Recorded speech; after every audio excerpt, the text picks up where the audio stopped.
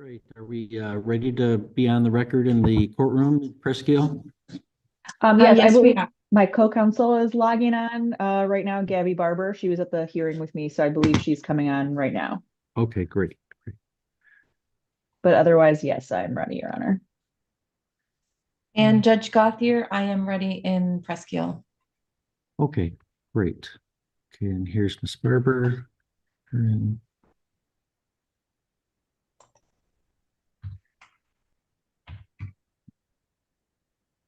all right. Well, good morning, everyone. We are on the record in the 53rd Circuit Court for the County of Presqu'île.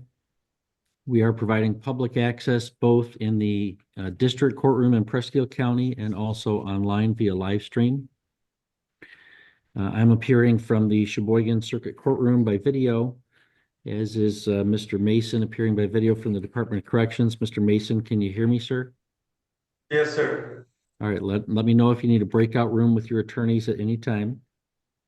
We're here for oral argument on the motion for new trial in People of the State of Michigan versus Justin Ray Mason. It is file number 21-93168 FC. Counsel, please state your appearances, beginning with the people. Kenneth A. Radzabon on behalf of the people.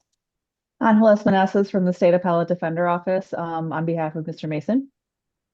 And Gabrielle Barber from the State Appellate Defender Office on behalf of Mr. Mason. Okay, good morning. And again, thank you all for the excellent briefing. And we've had a couple rounds of briefing, and we've had an evidentiary hearing in this matter with some very interesting legal and factual questions. And Ms. Manassas, this is your motion. Go ahead with your argument. Yes, Your Honor. I believe the intent today is just to give closing arguments, and then if the court has any questions, then defer to that, or is that the plan? Yep. Okay. So, Your Honor, I think it's important before kind of diving into the substance of the closing argument, just to, as Your Honor acknowledged during this hearing and had just acknowledged now, this is a unique set of questions. In my career, I've never had to deal with this set of facts before. I don't believe that Your Honor has. I don't believe the prosecutor has. So this behavior, however, is incredibly concerning by an attorney, particularly in a capital case where someone is doing a 25-year mandatory minimum. And so that's the first thing I wanted to, remind the court of when viewing this issue. I'll focus my closing just briefly on what the court basically asked us to supplementally brief.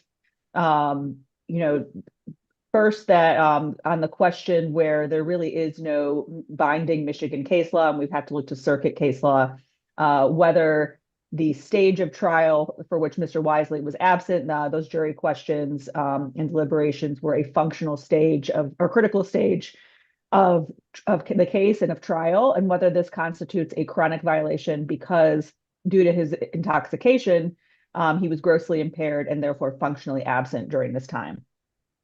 This is structural error under chronic. Again, there is no direct case law in point in Michigan, but the Sixth Circuit has held that jury re-instruction is a critical stage where where it's more than just a re-recitation of the instructions. And here we have that. Here we have a situation where not only the jury asked about particular facts in the case, whether Mr. Mason had shut the door or not during a specific instance, that although the court did respond with rereading an instruction that was already given, had counsel not been functionally absent, it is possible that question could have been addressed in a different way. But even more important is the issue of the deadlock jury. And they indicated that they were able to reach a verdict on some counts and not on others. And this is similar to Sixth Circuit case law, French v. Jones, where it was held that when counsel was absent, when the judge gave a supplemental instruction to a deadlocked jury, and counsel was not given the opportunity to respond there because of their lack of presence, that was held to be a critical stage of the case. And so that was held to be a chronic violation. Of course, here we have a different set of circumstances. Counsel's absence was due to his gross impairment and not due to his physical absence from the courtroom. However, it's still the same, given Dr. Simpson's testimony at the evidentiary hearing concerning how Mr. Wisely's intoxication would have affected him once he administered a 0.15 on the BRAC scale, how that would have affected him at trial, including gross impairment of his motor skills. Can I ask you, does it make a difference in the French case that you relied on in your supplemental brief the deadlock jury instruction was sort of a non-standard supplemental one. The jury indicated a deadlock, the standard Allen instruction or deadlock jury instruction is given. And then there was another indication of deadlock, and then the judge gave a non-standard instruction. And I don't necessarily disagree at that stage that there's a lot of discretionary analysis. There's a lot of factors and variables that go into that at that moment. But that didn't involve the first indication of deadlock and a giving of the standard instruction.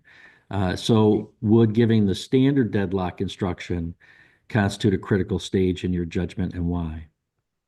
Yes, Your Honor. I believe in this case, it would have constituted a critical stage of the case because that was not the only possible response to a jury who has been deliberating for 3 hours. Had Mr. Wisely been of his right mind at the time, it's possible that he could have asked for the jury to have been voir dired as to, what counts they were disagreeing on or what counts they weren't. A different type of supplemental instruction that did not meet the parameters of the standard Allen instruction. At that point, even could have asked for a mistrial. All of these things are on the table. And so this was not the only response that could have possibly been given by Your Honor and the court to this particular jury question. But since counsel was functionally absent, we don't know what reasonable counsel would have done in that situation. And as the prosecutor makes note of in their first brief that we filed prior to the Skinther hearing, this jury was deliberating for a significant period of time. At the time, it was 3 hours. This was not a jury that, was in and out in an hour.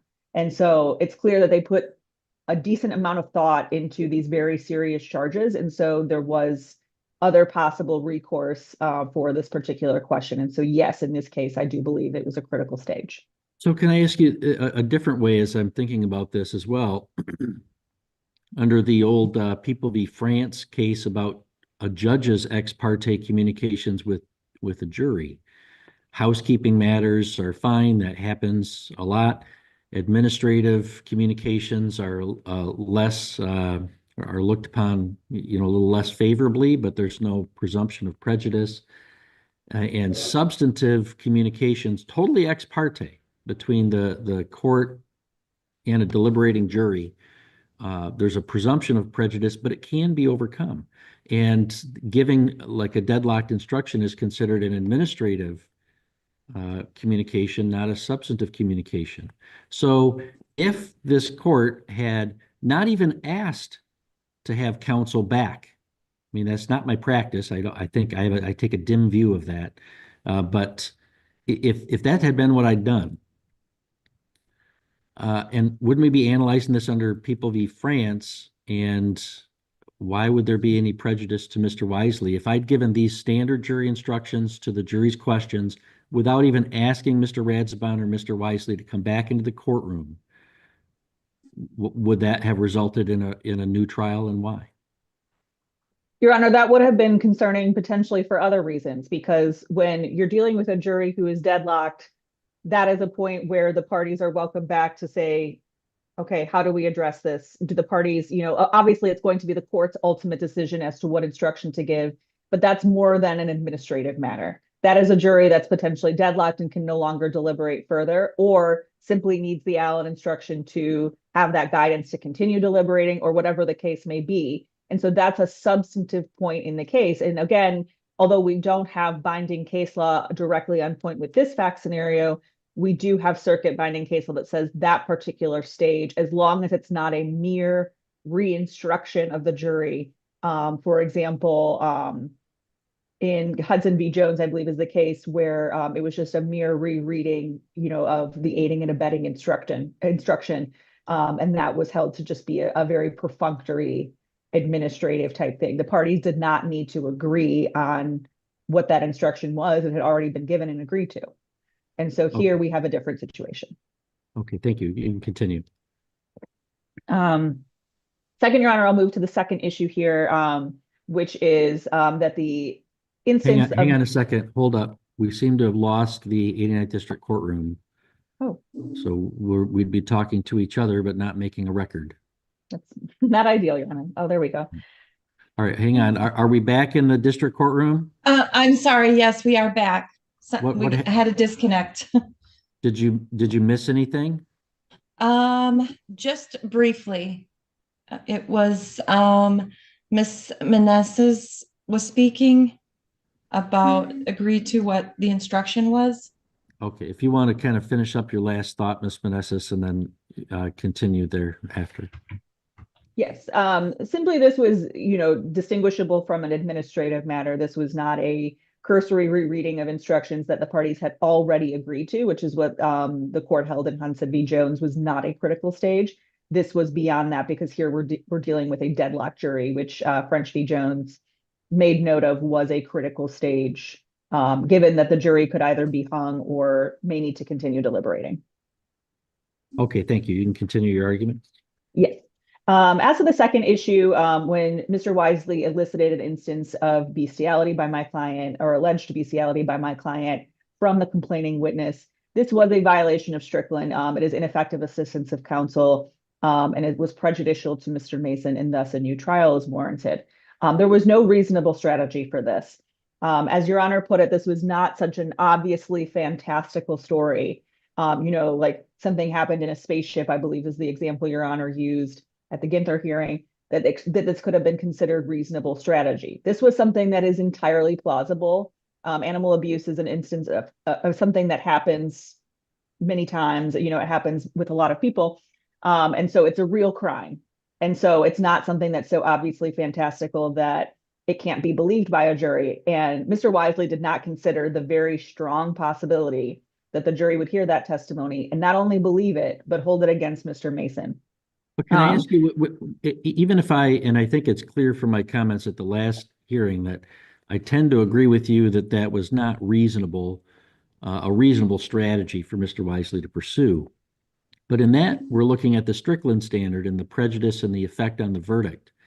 In order for that testimony to have any effect at all, the jury would have had to believe that it was true, and it was offered through the victim herself.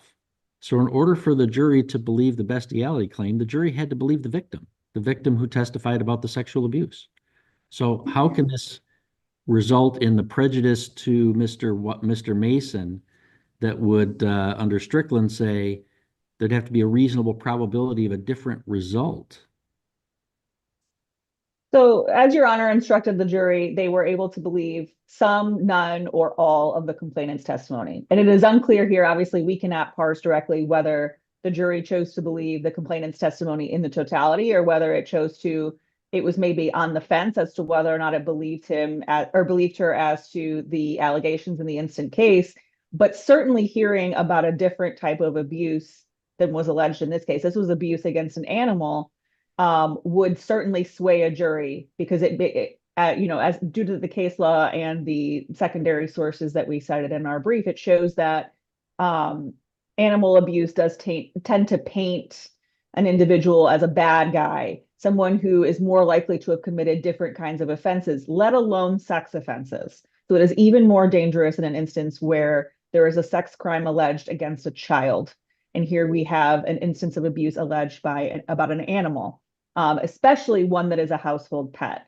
And so all of these things, it's possible that the jury, this tipped the scales for them if they believed that Mr. Mason was culpable of this type of animal abuse to the extent that his trial attorney would extensively cross-examine and question and elicit this incident from the complainant, which in a way comes across as an endorsement of this, saying, well, yes, it did happen. Let's question, let's go through it, let's ask about it, drawing more and more attention to it. And then, as Your Honor said at the end of the hearing last time, did not even bring it up in closing argument.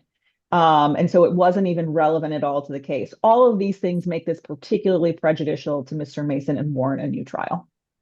When I think about the prejudice prong of the Strickland analysis, when the victim was testifying about that, she said on page 116, and then he told me if I didn't watch, then it would happen to me. So I had to watch. So when the victim was describing it, she kind of tied it to his pattern of terrorizing and abusing her.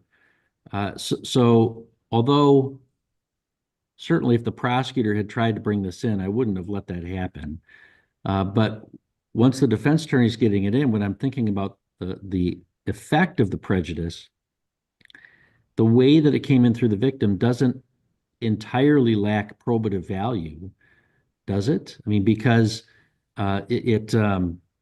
it's entirely possible that a perpetrator could utilize. In fact, this occurs in domestic violence situations all the time, where violence is committed against a pet in order to exert domination, power, control, or terrorizing of a domestic abuse victim.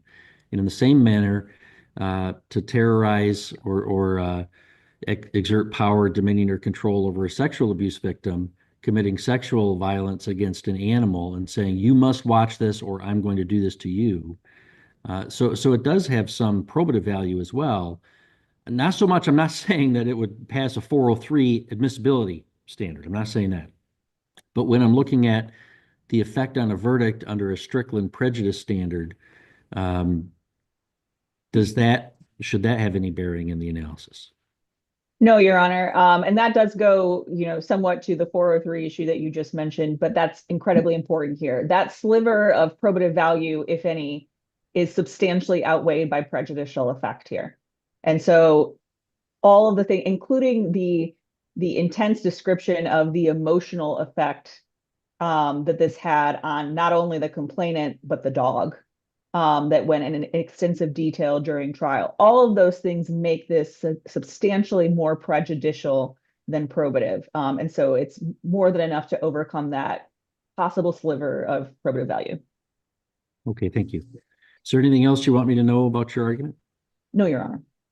All right, thank you. Mr. Radzimod, the people's response? Thank you, Judge. I guess I'll address it this way. Much of the complaints of ineffective assistance and how that impacted the jury, I want to go back to the sequence of the jury verdict here. After some deliberation, they send out a request for some evidence, a specific question. Did the defendant testify or admit to shutting the bedroom door? That request and that consideration of evidence would have only related to count 3, the CSC third, which occurred later in time than the very first assault testified to by the victim. And this ties in and makes sense, therefore, of the deadlock jury instruction, because they didn't have an answer to that first question. Then they send in the request saying we're deadlocked. We've agreed on some counts, but not on all. And my argument here is that it's much more plausible that the jury had already agreed on a guilty verdict for counts 1 and 2, which dealt with the incident when our victim was under 13 years old, and were hung up on counts 3 and 4. And I say that makes sense because they ultimately came back with the guilty verdict on all 4 counts. So understandably, Mr. Wisely should not have been late. He should have been there. And he certainly shouldn't have been drinking after he left the courtroom, following the close of proofs and instructions to the jury. But I really have to seriously question what impact that had on the jury. I really don't believe it had much of an impact at all. And as I argued in my final argument here, this court, all the case law that discusses these issues, is at a critical phase.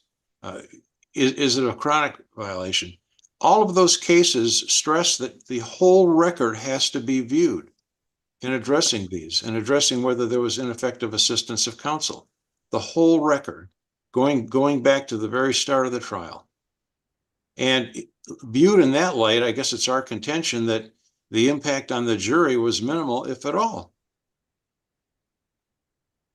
And I cited some cases here in the closing argument. But one of the cases in terms of the prejudice for this bestiality testimony was People versus Mateo. That's a Michigan Supreme Court case. In that case, the court allowed in extrinsic evidence of a defendant's assaultive behavior, and the court said, well, that clearly is error, but it was harmless in view of the overwhelming evidence of defendant's guilt. Again, reviewing the whole record. So my argument to you is that if you review the whole record of this trial, the evidence that was brought in the victim, her physician, other witnesses as well. I believe that's what the jury was focusing on, and not some claim of bestiality, not some concern that defense counsel wasn't there when questions were asked. All right, thank you, Mr. Redspun. Ms. Manessis, any rebuttal argument? Yes, Your Honor. Just very briefly, I believe that Your Honor can get there to the new trial grant with this Strickland violation under bestiality first and foremost. However, we can't just look at this stage of jury questions as something perfunctory, something that maybe the jury was only concerned with count 3. It's not clear. We don't know what the jury did after they issued that question, and then Mr. Wisely was not present, and so they had to return back to the jury room for a certain period of time while they either continued to deliberate, waited to ask another question, waited for Mr. Wisely to return. It's not clear whether they then returned on their own, relied on their collective memories as to that particular question, and then proceeded. We don't know what counts they were hung on and what counts they were decided on. And so that's what the crucial stage is here. Moreover, I disagree with the characterization that there was overwhelming evidence against Mr. Mason.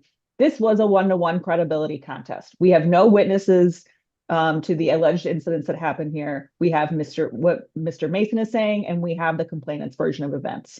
That is what we have. We have no other testimony or no other witnesses to any alleged abuse that happened here. And so in that situation where you have evidence painting the person on trial as someone who is bad, someone who would commit animal abuse, someone who, you know, they must have committed this type of sex abuse if they've committed that type of sex abuse, this is particularly dangerous. And so I believe not only was this objectively unreasonable performance, but that it reaches the level of prejudice required by Strickland. But even without that, we do have a chronic violation here because due to the nature of questioning and the possible responses that could have been given and the dialogue that happened between the jury, the parties, the court, this was a critical stage of the case. And so it is a chronic violation as well. All right, thank you very much. As I said, there's been a really good briefing by both sides on these points, and we've had an evidentiary hearing and really, I think, made the kind of record that ought to be made about this question. It's important. Presenting a fair trial is important to people. It's important to the confidence in the judicial system and the rule of law. There are undeniably aspects of defense trial counsel's behavior in this case that are troubling. So troubling, in fact, that this court filed a grievance with the State Bar of Michigan, and disciplinary proceedings are ongoing for that attorney. But trials are not contests in which the better performing lawyer wins. There are real things like evidence and testimony under oath. A jury looks a witness in the eyes and assesses their credibility. For that reason, when we analyze claims of ineffective assistance of counsel, we look not only to whether counsel's performance was reasonable, but we consider what effect any deficiencies in that performance had on the actual outcome. This is because granting a new trial requires setting aside a jury's verdict, which should not lightly be done. And in this case, there are two asserted deficiencies of trial counsel. First, counsel's consumption of alcohol. Initially, I'm not persuaded by this record that counsel was drinking or intoxicated during the proofs or argument during the trial. Mr. Wisely testified at the Ginther hearing that after the jury retired to begin its deliberations, he consumed alcohol, and a fair amount of it.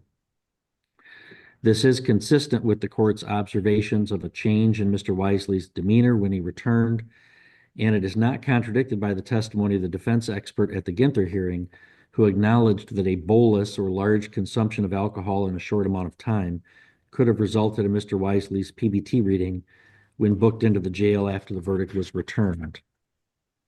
So the question is what to do when a lawyer consumed alcohol to the point of intoxication after the jury has retired for its deliberations, but before it returns its verdict.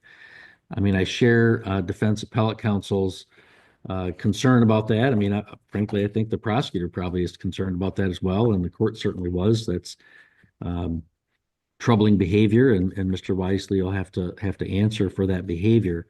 But we have to think, well, what do we do about that for this trial?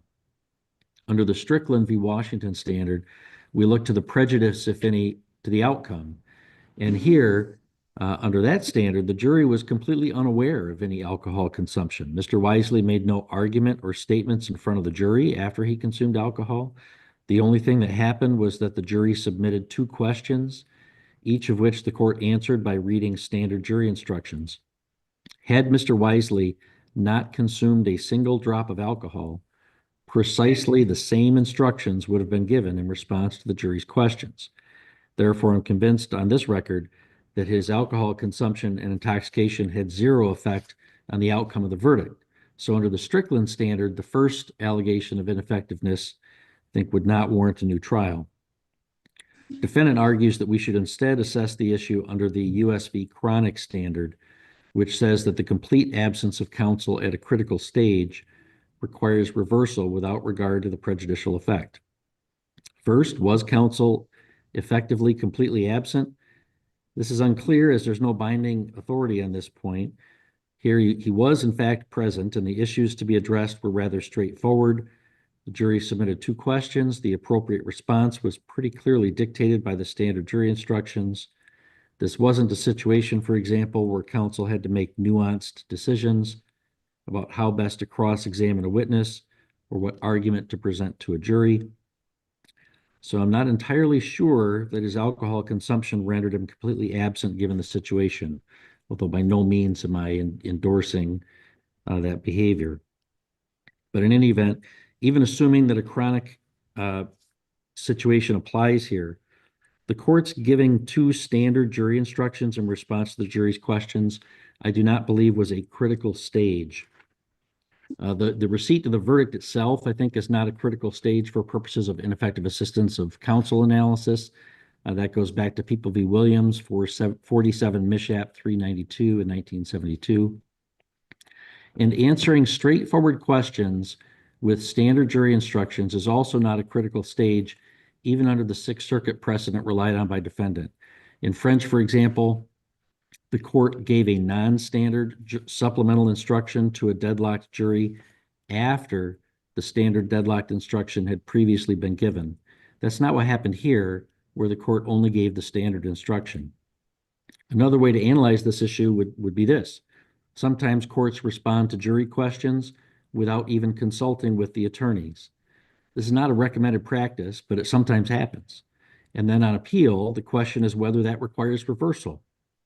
Here, if this court had given these straightforward standard jury instructions in response to the questions, I do not believe reversal would have been required. The first question was, the jury asked, did the defendant admit to shutting the door when he went into the room? Of course, the court can't answer this question yes or no. That would invade the province of the jury. So the court simply reread the standard instructions about the jury's role to decide the facts of the case. The second question was, if we are hung on one or more of the counts and reached a decision on some, what's next? This indicated that the jury was having trouble reaching a unanimous verdict. So the court gave the standard deadlock jury instruction. Under People v. France 436 Mich 138 at page 163 in 1990, this would not have required reversal, even if this had been an ex parte communication between the court and the jury. In France, the Michigan Supreme Court said, quote, administrative communications include instructions regarding the availability of certain pieces of evidence and instructions that encourage a jury to continue its deliberations. So this court concludes that these standard instructions would be considered an administrative communication, which carries no presumption of prejudice. But even if it were a substantive communication, the standard is this under France at page 163, quote, substantive communication encompasses supplemental instruction on the law given by the trial court to a deliberating jury. A substantive communication carries a presumption of prejudice in favor of the aggrieved party, regardless of whether an objection is raised. The presumption may only be rebutted by a firm and definite showing of an absence of prejudice. Here, where the standard instructions were given, nothing the court said to the jury would have caused prejudice to either side. So, if reversal would not be required by these instructions, even if they'd been given by the trial judge ex parte without bringing the attorneys back into the room, the fact that defense trial counsel was factually present but intoxicated, I believe is legally irrelevant to that question. So accordingly, even though that conduct is troubling, a new trial is not required for counsel's alcohol consumption after the jury began its deliberations. The second issue is defense trial counsel's introduction of evidence that defendant was accused of sexually assaulting a dog. This evidence would clearly not be admissible under MRE 403, as its probative value would be substantially outweighed by the danger of unfair prejudice. If the prosecutor had sought to introduce the evidence, I would not have allowed it. But defense counsel elicited the testimony and articulated on the record that it was for a specific strategic reason. Namely, Mr. Wisely said that he wanted to show the jury that it shouldn't believe the victim's claims of sexual abuse because she also made other clearly ridiculous accusations against defendant. I do not believe that this was a reasonable trial strategy, because it's not as though the victim was making some fantastical claim that would be outside the realm of possibility. Bestiality is criminal and repugnant behavior, and there was no good reason to have that accusation presented to the jury. Additionally, as I articulated at the last hearing, the record shows that Mr. Wisely never even actually made that argument to the jury. He never said, for example, you shouldn't believe the victim because she also made this ridiculous claim about bestiality. So I agree with the defendant that trial counsel's eliciting this evidence was objectively unreasonable. But again, we must address this under the Strickland standard for actual prejudice to the defendant. In other words, is there a reasonable probability of a different result if counsel had not elicited this testimony? In this case, I do believe the answer is no. The reason is this: the testimony about the bestiality was introduced through the victim herself. It's not as though trial counsel elicited this accusation from some other witness, which would have introduced a prejudicial allegation into the case that could have, for example, bolstered the victim's accusations of sexual abuse. Rather, under these facts, in order for the jury to believe the testimony about bestiality, the jury would have had to believe the victim herself, who also testified about defendant's sexual abuse of her. And although bestiality is repugnant behavior, it is not more repugnant than sexual abuse of a child. And under these circumstances, there's no reasonable probability that the jury would have disbelieved the victim about her claims of sexual abuse if only that same victim wouldn't have mentioned another accusation that she witnessed defendant commit bestiality. For these reasons, the second allegation of ineffective assistance of counsel also does not warrant a new trial. Accordingly, defendant's motion for a new trial based on ineffective assistance of counsel is denied. I do have your proposed order that I can date and check the box denying it and sign it and file it if you wish, Ms. Meneses, and then you'll get a copy of it and can proceed with further review of this issue. Yes, Your Honor, thank you. And I would just like to note for my client, Mr. Mason, I will set up a video visit with you at a later date to discuss next steps. So we won't need a breakout room. Okay, thank you. All right, anything further from the people? No, Judge, thank you. Okay. No, anything Your further Honor. From the defense? Okay. All right, have a good day, everybody. Thank You you, Judge. too.